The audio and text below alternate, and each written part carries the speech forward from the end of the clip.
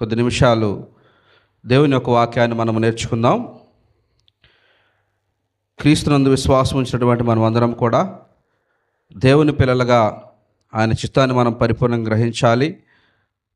అదే రీతిగా దేవుని సన్నిధిలో నిత్యం మనం ఎప్పుడూ గడపడానికి మనం ప్రయాసపడాలి. ఎందుకంటే ఈనాడు చాలామంది క్రీస్తు ప్రభువారిని సొంత రక్షకుడు అంగీకరించిన తర్వాత లోక సంబంధమైనటువంటి మూలపాఠముల తట్టు తిరిగేటువంటి వారు ఉన్నారు. అలాగే దేవుని పట్ల నిర్లక్ష్య వైఖరితో ఉన్నటువంటి వాళ్ళు ఉన్నారు. కానీ దేవుని పిల్లలు ఎప్పుడూ కూడా దేవుని యొక్క నామాన్ని మహింపరచడానికి, దేవుని సన్నిధిలో నిత్యం గడపడానికి ఆసక్తి అనేది కలిగి ఉండాలి. ఈ ఆసక్తి అనేది లేకపోతే నిజంగా ఆ విశ్వాసాన్ని కోల్పోయేటువంటి పరిస్థితి ఉంటుంది. ఒక మొక్క ఎదుగుతూ ఉన్నప్పుడు ఆ మొక్కకు సరైనటువంటి పోషకాలు ఏ విధంగా అయితే అందిస్తూ, సరైన టైంలో నీరు ఏ విధంగా అందిస్తూ ఉంటామో అప్పుడే ఆ మొక్క ఎదుగుతూ ఉంటుంది. కానీ కొన్నాళ్ళకి దానికి ఎరువులు కానీ నీరు కానీ లేకపోలేదనుకోండి, సరైన టైంలో ఇవ్వలేదనుకోండి, కొన్నాళ్ళకి ఆ మొక్క ఎండిపోయిద్ది. అలాగే క్రైస్తవుడు కూడా విశ్వాసములు అభివృద్ధి పొందాలి, ఆత్మానుసారంగా నడుచుకోవాలి, క్రీస్తు యొక్క స్వరూపంలోనికి మార్చబడాలంటే ఒక విశ్వాసి ఎప్పుడూ కూడా ప్రార్థన యందు పట్టుదల కలిగి ఉండాలి, విశ్వాసములో స్థిరంగా ఉండాలి, దేవుని పని అంటే ఎప్పుడు ఆసక్తి కలిగి ఉండాలి. ఇటువంటి స్థితి మనం కలిగి ఉంటే నిజంగా మనము ఒక మంచి ఆత్మ సంబంధమైనటువంటి క్రైస్తవుడిగా మనం ఎదుగుతాం. ఒకసారి మనం ఎఫెసీయులు రాసిన పత్రిక మీరు చూడండి. అపోస్తలుడైన పౌలు గారు ఎఫెసీయులు రాసిన పత్రిక 4వ అధ్యాయము 15వ వచనంలో ఇక్కడ ఏమని మాట్లాడుతూ ఉన్నాడంటే, ప్రేమ కలిగి సత్యము చెప్పుచు క్రీస్తు వలె ఉండుటకు మనం అన్ని విషయములో ఎదుగుదము. ప్రేమ కలిగి సత్యము చెప్పుచు క్రీస్తు వలె మనం ఉండుటకు అన్ని విషయాల్లో మనం ఎలా ఉండాలంట? ఎదగాలి. ఎదుగుదల అనేది క్రైస్తవుడికి ఉండాలి. ఎదగటము అంటే క్రమము ఒక సంవత్సరం పెరిగే కొద్దీ మనకున్నటువంటి ఆసక్తి అభివృద్ధి అవుతూనే ఉండాలి. కానీ విశ్వాస విషయంలో బలహీనులుగా, విశ్వాస విషయంలో ఆసక్తి లేనటువంటి వారిగా మనం ఉండకూడదు. ఒక సంవత్సరం పోయిన తర్వాత మరొక సంవత్సరం వచ్చేటప్పటికి కూడా మనం దేవుని పనిలో వర్ధిల్లుతూ ఉండాలి. చూడండి, అప్పుడే పుట్టినటువంటి శిశువు లేదా ఒక బాలుడు ఒక 6 నెలల తర్వాత చిన్నగా బందాడుతూ ఉంటాడు. ఇంకొక 6 నెలల తర్వాత చిన్నగా నడుస్తూ ఉంటాడు. తర్వాత చిన్నగా నడవటము, తర్వాత పరిగెత్తడం ఇలా చేస్తూ ఉంటాడు. 2 సంవత్సరాలు వచ్చినా, 3 సంవత్సరాలు వచ్చినా, 4 సంవత్సరాలు వచ్చినా ఆ పిల్లవాడు నడవట్లేదు, మాట్లాడట్లేదు, అంతే బందాడట్లేదు, అలాగే ఉన్నాడు అనుకోండి. ఏంటి దాని అర్థము? ఆ పిల్లవాడు ఎదగట్లేదని అర్థము. అంతే కదా, పిల్లవాడు ఎదగట్లేదు. పోయి ఎక్కడ చూపిస్తాం? డాక్టర్ దగ్గర చూపిస్తాం, ఏమైనా లోపాలు ఉన్నాయేమని.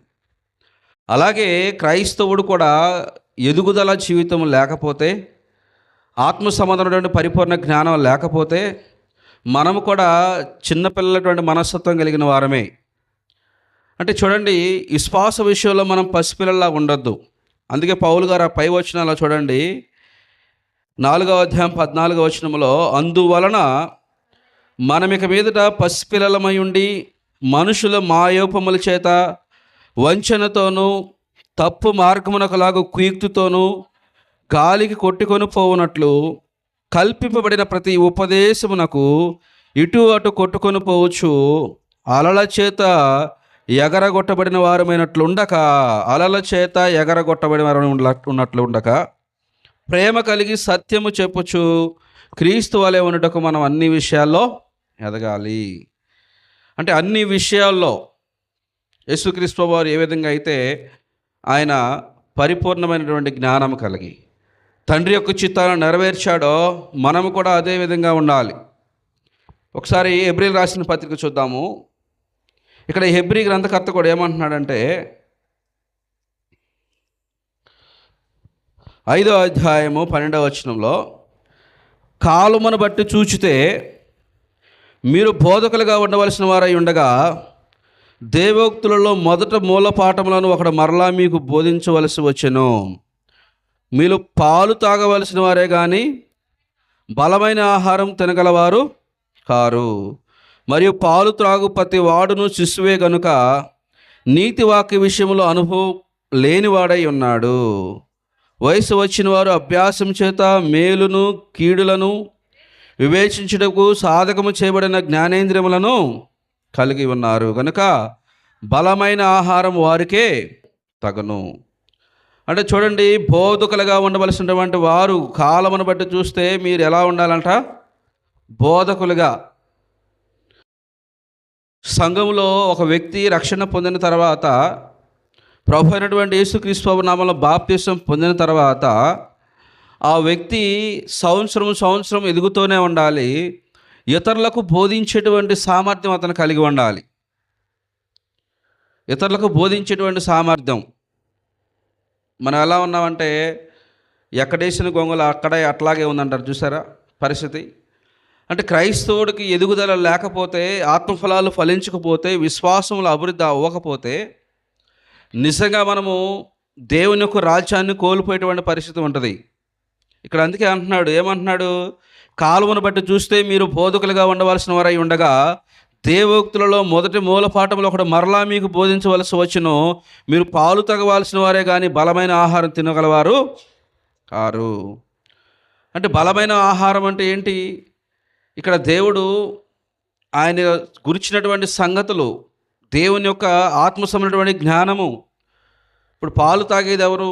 చిన్నపిల్లలు పాలు తాగుతారు. వారికి బలమైన ఆహారం పెడితే వాళ్ళు జీర్ణించుకోగలుగుతారా? ఆహారం అనేది వాళ్ళు తినలేరు. అంటే చిన్నపిల్లలే పాలు తాగేటువంటి వయసు. అంటే ఇక్కడ మనము శ్రేష్టమైనటువంటి సంగతులు చాలా ఉన్నాయి. యేసుక్రీస్తు వారు ఈ లోకానికి ఎందుకు వచ్చాడు? ఆయన దేవుని యొక్క చిత్తాన్ని ఎలా నెరవేర్చాడు? క్రీస్తు యొక్క సారూప్యంలోనికి మనం ఏ విధంగా మార్చబడాలి? దేవుని యొక్క దేవ స్వభావంలోనికి మనం ఎలా నేర్చబడాలి? ఇతరులను మనం సంఘానికి ఎలా నడిపించాలి? నశించిపోయేటువంటి ఆత్మల పట్ల మనం ఏ విధంగా భారం కలిగి ఉండాలి? సంఘంలో మనం డిసిప్లిన్, క్రమశిక్షణ ఎలా ఉండాలి? సంఘంలో ఉన్నటువంటి వారు మనం ఆత్మస్వన గీతాలు ఎలా పడాలి? మనల్ని చూసి ఎదుటివారు నేర్చుకొని మన జీవితాన్ని బట్టి మనకు మాదిరికరంగా మన జీవితాన్ని ఎలా జీవించాలి? ఇవన్నీ కూడా క్రైస్తవుడుగా ఉన్నటువంటి మనము ఎదుగుతూ ఉండాలి. సంవత్సరాలు గడిచిపోతా ఉన్నా ఇంకా మనం చిన్నపిల్లల స్థాయిలోనే ఉంటే, అందుకే పౌలు గారు ఇక్కడ ఏమంటున్నాడంటే, మీరు పాలు తాగవలసిన వారే కానీ బలమైన ఆహారం తినగలవారు కారు. మరియు పాలు తాగు ప్రతి వాడు శిశువే గనుక నీతి వాక్య విషయంలో అనుభవం లేనివాడై ఉన్నాడు. అంటే రక్షింపడినటువంటి వ్యక్తి పరిపూర్ణంగా మార్చబడాలి. క్రీస్తు యొక్క స్వరూపంలోనికి మార్చబడాలి. చూడండి, యేసుక్రీస్తు వారి యొక్క స్వరూపంలోనికి మార్చబడాలి. ఒకసారి రోమీయులకు రాసిన పత్రిక మనం చూద్దాం. 8వ అధ్యాయంలో, రోమీయులకు రాసిన పత్రిక 8వ అధ్యాయము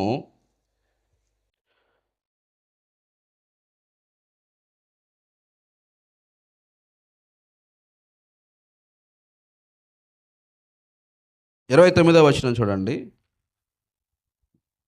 ఎందుకనగా తన కుమారుడు అనేక సహోదరుల్లో జ్యేష్ఠుడగినట్లు దేవుడు ఎవరిని ముందు ఎరుగునో వారు తన కుమారునితో స్వారూప్యము గలవారగుటకు వారిని ముందుగా నిర్ణయించెను. అంటే క్రీస్తు యొక్క స్వారూప్యంలోనికి రక్షింపబడినటువంటి వారు మార్చబడాలి. క్రీస్తు యొక్క స్వరూపంలోని కంటే కంప్లీట్గా యేసుక్రీస్తు వారు ఏ విధంగా ఉన్నాడో, యేసుక్రీస్తు వారు ఏ విధంగా అయితే పరిశుద్ధుడిగా ఉన్నాడో, యేసుక్రీస్తు వారు ఏ విధంగా అయితే ఇదిగో ఆయన పని తుదుముట్టించడమే నాకు ఆహారమై ఉన్నదంటాడు. అలాగే యేసుక్రీస్తు వారు ఏ విధంగా అయితే ఆయన సిలువను సహించి అవమానం నిర్లక్ష్య పెట్టి అనేక శ్రమలో బాధలు అనుభవించి తండ్రి యొక్క చిత్తాన్ని పరిపూర్ణంగా నెరవేర్చాడో, మనము కూడా క్రీస్తు ప్రభువారు లాంటి మనసు కలిగి ఉండాలి. అందుకే కదా పౌలు గారు ఏమంటాడు? నేను క్రీస్తుని పోలి నడుచుకున్న ప్రకారం మీరు కూడా నన్ను పోలి నడుచుకోండి అంటాడు. అంటే యేసుక్రీస్తు వారికి వెళ్ళినటువంటి మనస్సు మనం కలిగి ఉండాలి. యేసుక్రీస్తు వారి యొక్క స్వరూపంలోనికి మనం మార్చబడాలి.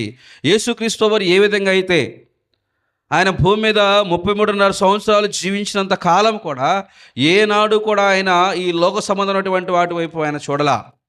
పరలోక రాజ్యం సమీపించిపోతా ఉంది, మారు మనసు పొందండి, నశించిన దాన్ని వెతికి రక్షించడానికి నేను ఇక్కడికి వచ్చి ఉన్నానని అనేకమైనటువంటి ఉపమానాలు, అద్భుతాలు, మహత్కార్యాలు, అనేక సూచక్రియలను జరిగించి అనేక అవమానాలు, బాధలు ఆయన పొంది దేవుని కుడిపార్శ్వ ఆయన ఆసీనుడిగా ఉన్నాడు.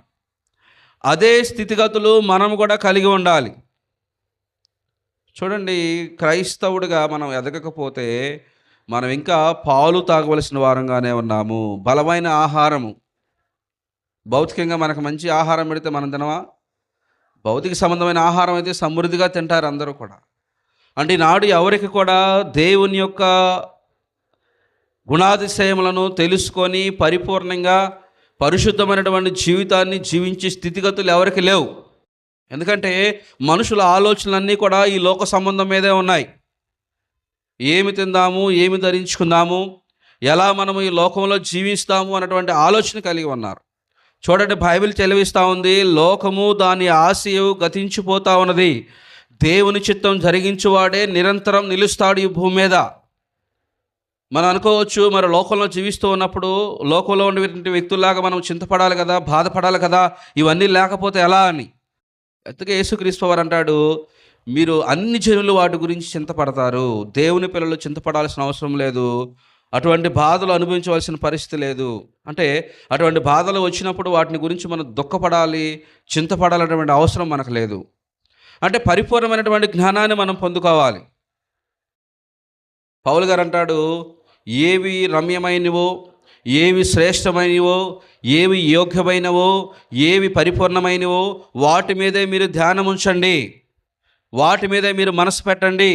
Set your minds on things above not only earthly things అంటాడు. అంటే మీరు భూ సంబంధమైన వాటి విషయాల మీద మీరు మనసు పెట్టొద్దు, పరలోక సంబంధమైన విషయాల మీద మీరు మనసు పెట్టండి. ఎక్కడ మనసు పెట్టాలి? పరలోక సంబంధమైన విషయాల మీద మనం మనసు పెట్టాలి. చూడండి ప్రియమైన వాళ్ళరా, లోకంలో ఉన్నటువంటి వాళ్ళకి అటువంటి జ్ఞానం రాదు. మనం విశ్వాసంలో ఎదగాలి, క్రీస్తుని కలిగి ఉండాలి అన్నటువంటి జ్ఞానం లేదు. ఎందుకంటే జనులు అజ్ఞానంలో జీవిస్తూ ఉన్నారు, జనులు బుద్ధిహీనంగా జీవిస్తూ ఉన్నారు. జనుల పరిస్థితి ఎలా ఉందంటే, ఒకసారి జెఫన్యా గ్రంథం మీరు చూడండి.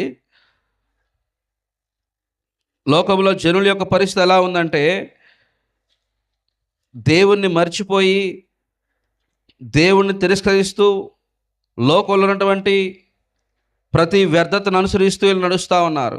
అటువారి గురించి ఇక్కడ ప్రవక్త ఏమని మాట్లాడుతూ ఉన్నాడంటే, చూడండి, జెఫన్యా గ్రంథం 2వ అధ్యాయం మొట్టమొదటి వచనంలో, సిగ్గుమాలిన జనులారా కూడిరండి, పొట్టు గాలికి ఎగిరినట్లు సమయము గతించిపోచున్నది, విధి నిర్ణయము కాకమునిపే యెహోవా కోపాగ్ని మీ మీదకు రాకమునిపే, మిమ్మల్ని శిక్షించగా యెహోవా ఉగ్రత దినము రాకమునిపే కూడిరండి. దేశములో సాత్వికులైన ఆయన న్యాయ విధులు అనుసరించి సమస్త దీనులారా యెహోవాను ఎదుకుడి. మీరు వెతికి వినయము గలవారై నీతిని అనుసరించి నడిచిన యెడల ఒకవేళ ఆయన ఉగ్రత దినమున మీరు దాచపడుదురు. సిగ్గుమాలిన జనులారా కూడిరండి.